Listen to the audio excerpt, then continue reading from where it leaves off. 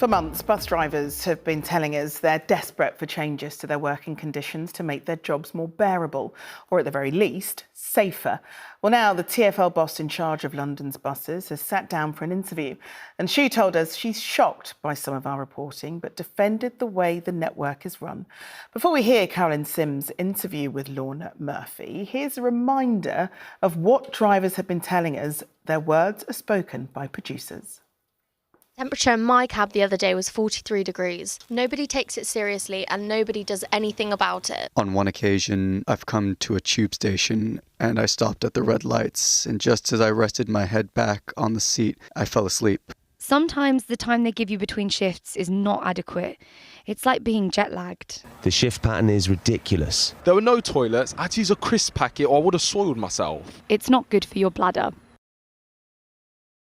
Have to go to a toilet in a scenario as has been described, and it was a shock given that we do have toilet facilities on all but 5 routes, and those 5 do have alternatives in terms of local shops or restaurants or whatever, but you know, I certainly never want anybody to have to do that.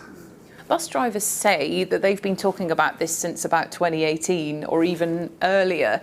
Well, there's been a dedicated programme of investment since 2017 where several £1 million have been spent putting in new toilet facilities, so I can certainly appreciate that back then there would have been more to say about it. So when will every bus route have a suitable toilet facility? So every bus route, apart from 5, currently has access to a toilet facility that is suitable, and those remaining 5 are being planned in for this year. We cannot have escaped the fact that there's been 3 consecutive heat waves, and bus drivers are telling us that their cabs can go up to 40 degrees Celsius. I don't think that anybody has set out for a driver to suffer, but the conditions this year have been particularly trying for everybody. And we've even seen air conditioning that has started off being working, but after several days has degraded because it's just not designed to be used for that amount of time. So all buses have air conditioning of a degree within the driver's cab. The challenge is that the older buses' specification doesn't reduce the temperature enough when it's very hot, and so it feels like it isn't working. But what we are also doing is a series of audits of the vehicles to make sure that the tech is working as it should do. So if a bus driver is suffering from fatigue and he's hot and he can't use the toilet, how is he supposed to drive the bus and keep passengers safe? We are fully aware that fatigue is an issue. It's an issue in many industries. It's not only a bus issue, but clearly we're a safety critical industry, and therefore it really matters, and it's something we've been working on for a long time. So we want to know exactly what is causing it, when it's being caused, and the latest fatigue detection technology that we have installed on 400 buses will help us with that data. So we've been very clear that the fatigue technology trial is linked to a rosters review, and if that data shows us that we need to do something with the rosters, that means we need more drivers, then that's what we'll do. One of the reasons why we started to pay more attention to bus drivers was because back in February there were 4 crashes in 1 month. That's way too many, isn't it? Yeah, I mean, we don't want to see collisions happen, clearly. Travelling by bus is actually the safest way to travel in London, but that doesn't mean we're where we want to be. We're clearly working to our Vision Zero ambition, where nobody should be killed or seriously injured on or by a bus.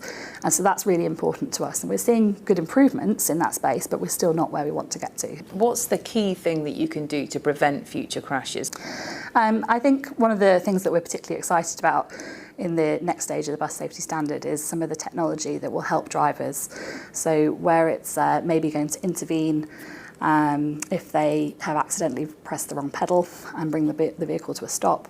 I think that's quite exciting. But for me, one of the core roadmaps of the bus safety standard 2 is actually about the driver's cab. So it's making sure the cab is inclusive, ergonomic, comfortable, safe, secure, makes them be able to do their job and be comfortable at it. So all the things the bus drivers have been telling us about their welfare and their working conditions has an impact? Yes, we've listened to them. We've got data that proves what we should do, and we're going to go and deliver that. Now, you've spoken to a lot of drivers this year. What do you think they'll make of Lorna Murphy's comments? Well, I think it's really frustrating for them to hear how long this is still going to take until they get any change. You know, Lorna Murphy's told me today that toilet facilities are going to be installed, but that's going to take time. Changes to shift patterns might happen, but not until they've got enough data to prove it's necessary. That will take at least another year. And better air conditioning could be retrofitted to older buses, but that's not going to happen overnight. So TfL say they're listening and they're trying to convince us that they are, but there's still a long way to go until we see meaningful change. All right, Carolyn, thanks very much. Well, that's it from us. The Evening News is next with Mary, but from all of us on the London team, enjoy the rest of your evening. Bye-bye.